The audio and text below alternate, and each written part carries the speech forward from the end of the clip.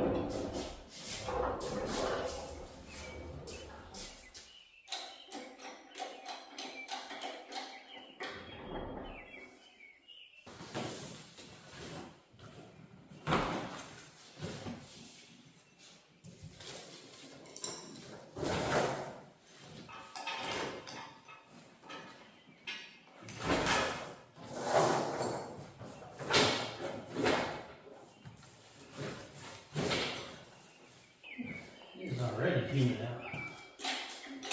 Let's see how close they are to the center.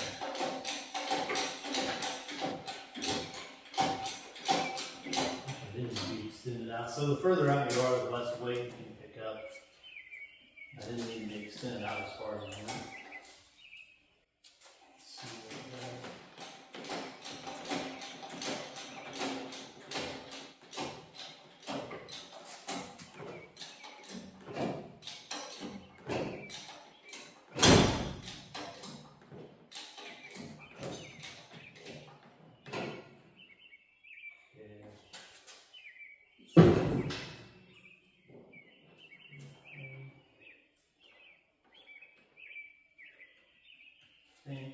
Do adjustments and move them in.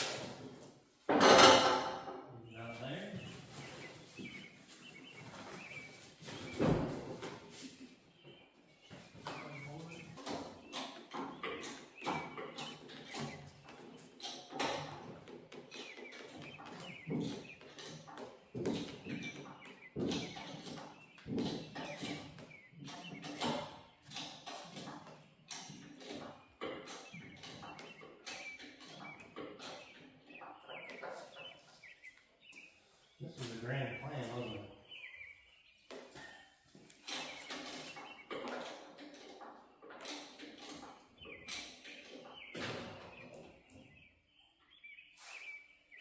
Can I move this thing?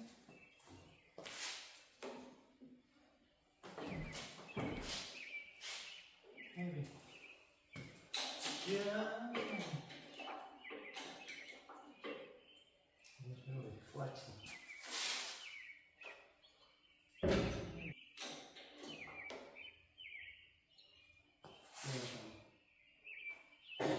Maxing out what I can do.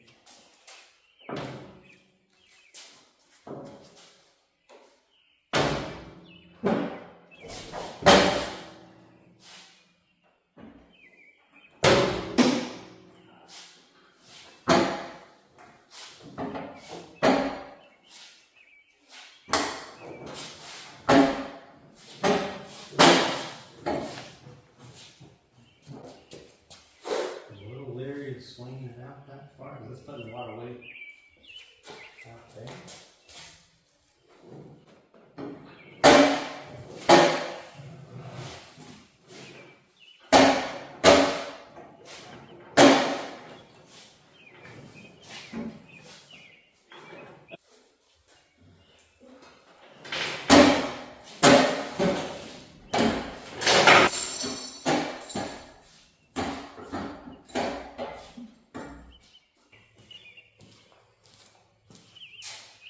So then I should be able to unbolt it from this frame, pull the top piece by itself.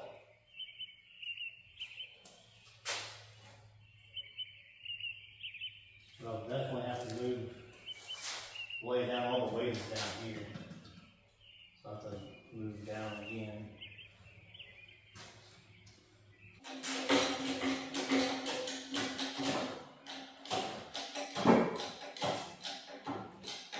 There we go.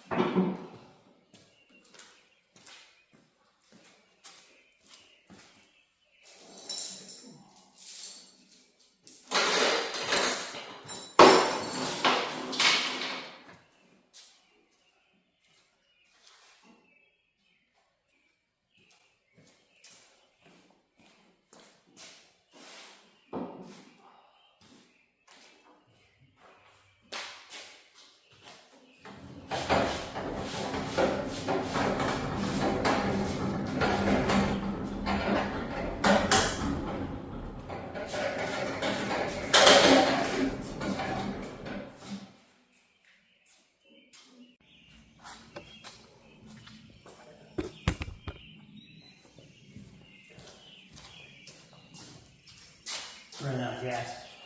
Right here.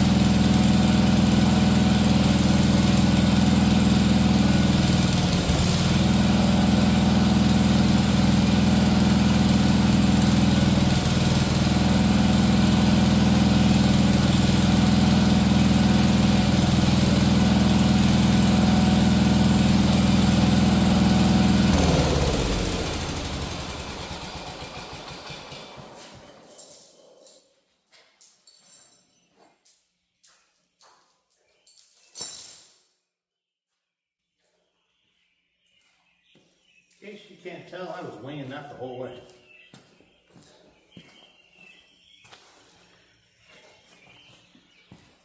It was stuffing away on the floor. I didn't know what I was going to do when I got all the way up. I could see it standing up and falling over on all that stuff.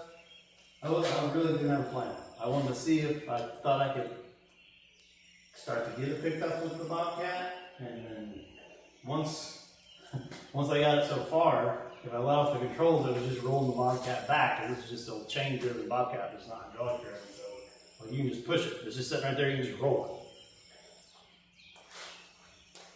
it. So I couldn't get it to stop. It was wanting to roll back. I wanted to get out because I didn't want the column to fall over. But yeah, crawling out of a Bobcat with the bucket up, iron bucket is stupid. I'm really not sure I'm gonna get back into this one. I was thinking it would just bleed down, but I rebuilt the cylinder, so it probably won't. But, I don't know. That was dumb.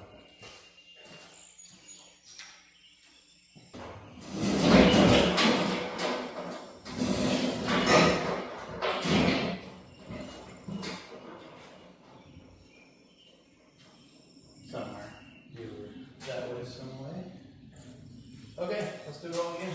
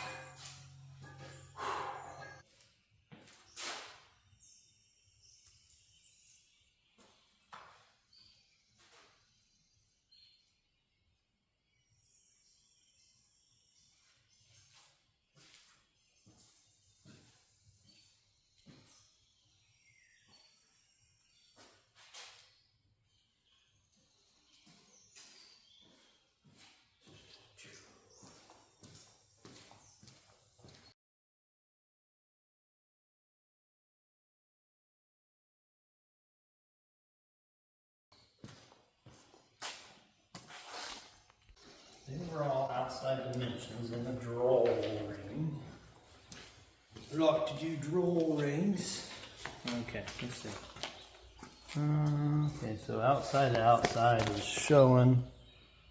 So outside to outside is 137 and 13/16.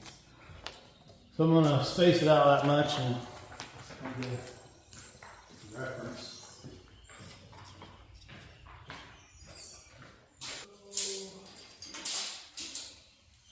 Somewhere there, 137.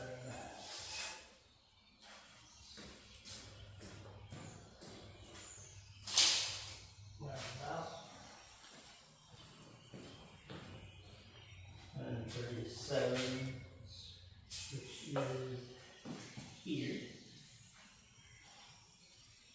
So let's just see.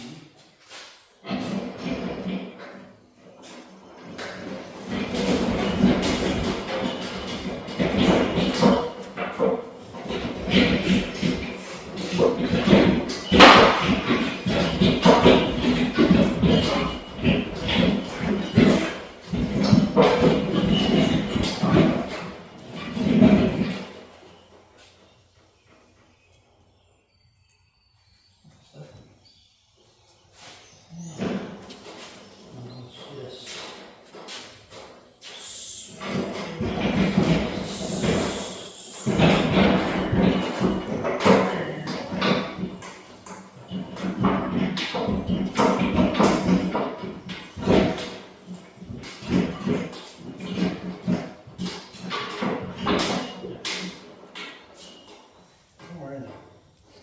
Not perfect, obviously.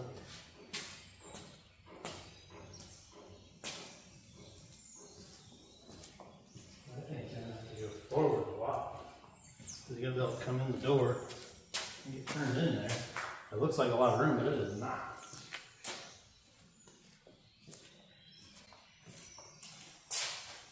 Almost considered putting it on an angle. So you come in, you can angle into it. And that would be here. Now then you're working on weird area up there. I don't want that.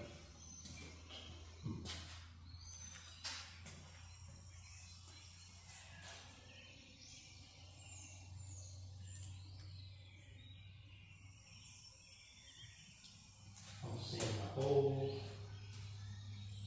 revamp. Do it over it.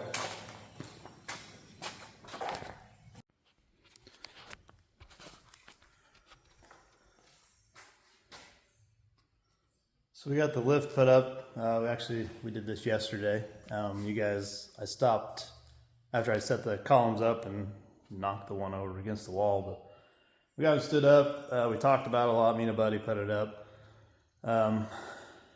We were kind of going over whether we wanted it, how far over to put it, whatever. So you have to come in the door over here, and then you have to turn into it. So it's kind of tight with the bigger trucks and stuff. So we ended up deciding to actually flip the lift around. So we're actually going to back into it.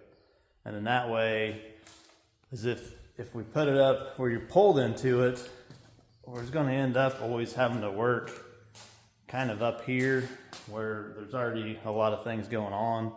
And then, like we decided, if you're pulling a motor, you work underneath, you drop the truck, but then you're gonna have to push the truck back, try to get a cherry picker up here. All the tools are kind of back that way.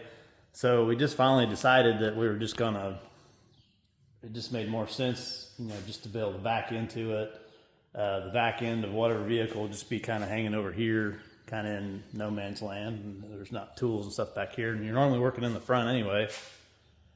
So yeah, so we got it all put up, everything come together pretty good. We had just a few small issues, but pretty happy with it overall.